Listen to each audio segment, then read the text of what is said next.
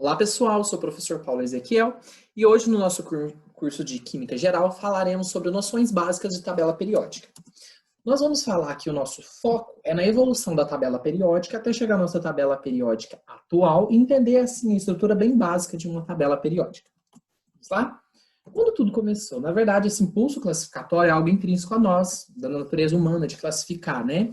Mas do que se tem registro é de 1787, né, com esses autores aqui, Louis Bernard, Lavoisier, Claude, que propuseram um livro de nomenclatura para os compostos químicos existentes. Então, eles fizeram agrupamento e uma certa classificação. Foi o primeiro que se tem registro. Posteriormente, Lavoisier, no seu livro de Traité élémentaire de chimique, faz referência aos elementos químicos, né, como o elemento, corpo simples, e aqui nós temos a tabela de substâncias simples do livro de Lavoisier. É ali o primeiro registro oficial, né, de que se tem notícia desse agrupamento dos elementos, né? Aqui está de modo bem, a imagem não está tão nítida, mas é só para a gente ter essa noção. Depois vem Durkheim, né, lá em 1829, com as tríades, ele ali agrupou os elementos, né, de acordo com o quê? Com a média das massas. Por exemplo, a média da massa do cálcio e do bário era semelhante com a média da massa do estrôncio. Então, ele fez essa primeira classificação. Não teve tanta notoriedade, mas teve ali sua contribuição para essa questão de classificação dos elementos, né, agrupamento aí. Depois vem Hess, que é o mesmo lá da lei de Hess, da lei termoquímica, com essa introdução do conceito de famílias de elementos químicos, e ele faz alguns agrupamentos, né, que ele chamou de famílias, com base em propriedades químicas semelhantes, né, ali, com base em experimentos mesmo de tentativas e erro. Posteriormente, nós temos Charcot. Charcot, ele é um geólogo e mineralogista francês, que vai ali dispor os elementos de uma forma espiral cilíndrica, a 45 graus em ordem crescente de massa atômica. Então, ficou conhecido como parafuso telúrico de Charcot. Aqui é uma representação, né? E qual que é o problema, né, dessa representação dele? Por ser uma representação tridimensional, você teria que calcular uma geratriz para saber onde o elemento estava, e aí essa propriedade é uma propriedade diagonal, então não é algo tão simples assim de se consultar, né? E esse não era o objetivo, é algo agrupar para facilitar. Depois nós temos Newlands, que era um músico e um químico, que faz aí, escreve o que nós chamamos hoje de lei das oitavas, que para ele havia uma periodicidade na distribuição dos elementos, de modo que o oitavo elemento apresentava propriedades semelhantes à do primeiro elemento, lei das oitavas. Não foi muito aceito, né, por conta dele fazer relação aí com a questão musical. Eles tiveram uma certa discriminação em relação a isso, mas ele teve, obviamente, a sua contribuição aí para essa evolução. Depois nós temos o Meyer, aí ele introduz os termos monovalentes, bivalentes, os que nós usamos até hoje, e ele faz uma relação dos pesos atômicos e propriedades das substâncias, ali calculando o volume atômico. E estrutura a tabela dessa forma, tá vendo que ela já tem uma cara assim mais parecida com a nossa atual, né? Já vai tomando forma. E esse volume atômico seria o equivalente hoje ao nosso volume molar, né? Volume ocupado por um mol daquele elemento. Depois vem Dmitry Mendeleev. E aí a grande notoriedade dele é por conta da grande precisão que ele teve, certo? Então ele faz aí em várias propriedades físicas e químicas, levando em consideração, e ele deixou vazios. Essa é o grande pulo do gato, né? Porque a hora ele deixar vazio, ele prevê a existência dos elementos não descobertos e ainda mais, ele prevê propriedade desses elementos. Então aqui para vocês verem, olha, aqui tem interrogações e vazios, por exemplo, entre o mercúrio e o ouro e o bismuto.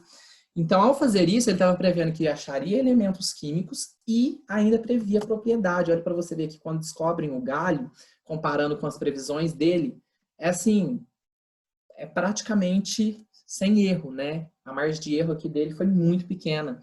Olha para você ver o jeito que ele falou que o galho seria descoberto por espectroscopia, ele realmente foi descoberto através do auxílio do espectroscópio, né?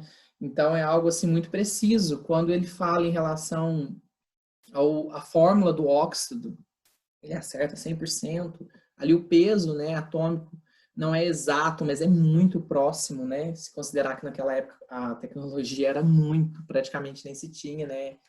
Tecnologia a esse nível, então ele realmente foi muito preciso, né, ali nas suas previsões. Então aí depois já é uma tabela mais atual do Mendeleev, né, que ele foi fazendo modificações à medida que foi se descobrindo elementos, ele foi inserindo ali onde ele já tinha previsto, foi fazendo algumas modificações e ela vai tomando aí a forma da nossa tabela atual aos poucos. E, enfim, nós chegamos na nossa tabela periódica atual. Entre 1913 e 1914, Moseley, com técnicas bem complexas aí de raio-x, ele fez importantíssimas descobertas. E ele atribuiu uma característica que ele observou. Cada elemento químico tinha uma característica muito importante, característica, né, ali, intrínseca dele, que ele dá ali o nome de número atômico, né, que seria o número atômico, que hoje nós sabemos que é o que caracteriza o elemento químico, é o seu número atômico. Então, segundo ele, quando os elementos estavam dispostos em ordem crescente de número atômico, observava-se uma periodicidade das propriedades dos elementos. Isso aqui é o pulo do gato realmente. Por quê? Né? Tem a lei da periódica dos elementos, e hoje a nossa tabela atual, ela é em ordem crescente de número atômico. Né? Então, se você for ver bem, algo até bem recente, 1913 e 1914. Né? Essa grande descoberta aí. A nossa tabela periódica aqui o intuito agora é iniciar só vocês observarem mesmo a estruturação dela, como ela está estruturada.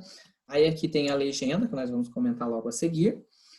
E aqui é a estrutura eletrônica dos átomos, né? Os átomos, eles apresentam ali, a gente vai posteriormente, né, a distribuição eletrônica e tudo mais. Então, em relação a isso, eu tenho meus períodos, a minha camada, né? E cada camada, ela suporta um determinado número de elétrons, né? Ali fazendo analogia com os modelos atômicos que a gente já viu, né? Lá o Bohr, depois vem, né, Heisenberg e tudo mais. Então, aqui os nossos orbitais, por exemplo, a camada 1, o período 1 na camada K, que é a nossa primeira camada, ele suporta até 2 elétrons S, no orbital S. Depois, aqui, ó, na camada L, 8 elétrons no orbital SP. Mas quando que fica, quanto em cada um? Fica 2 no S e 6 no P. Depois aqui, SP e D, 2 no S, 6 no P e 10 elétrons no D. Okay? E assim por diante. É assim que é a estruturação. E aí nós temos os grupos, 18 grupos da tabela periódica, que são colunas verticais, aonde o mesmo grupo, os elementos do mesmo grupo possuem número de elétrons na camada de valência igual. Então, ali no mesmo grupo, todo mundo ali na sua camada de valência apresenta o mesmo número de elétrons na camada de valência. Ok? E os períodos. São 7 períodos, são as linhas horizontais, e todos os elementos de um mesmo período possuem o mesmo número de camadas eletrônicas. Ok? Então, aqui o que é que nós temos? Nós temos o hidrogênio, ele fica aqui bem separadinho, porque ele tem apenas um elétron e um próton, mas é algo para se discutir depois. Aí depois aqui nós temos os metais alcalinos terrosos. Aqui nós temos metais de transição internas. Aqui os lantanídeos e actinídeos também entram. Aqui, metais de transição interna. E aqui, né, estes são metais de transição externa. Mas aqui, por exemplo, eu tenho semimetais. O que é semimetais? Dependendo da situação, eles se comportam como metal ou ametal, certo? Aqui eu tenho também não metais.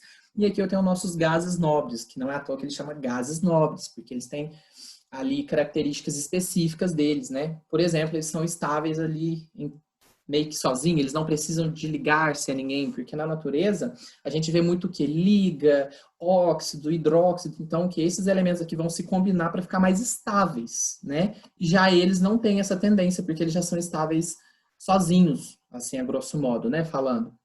Mas é essa a ideia aqui, introduzir essa ideia aqui de grupos, ó, o período, tá vendo? 7 períodos. E aí, entender essas características intrínsecas a cada um. Até uma próxima e muito obrigado.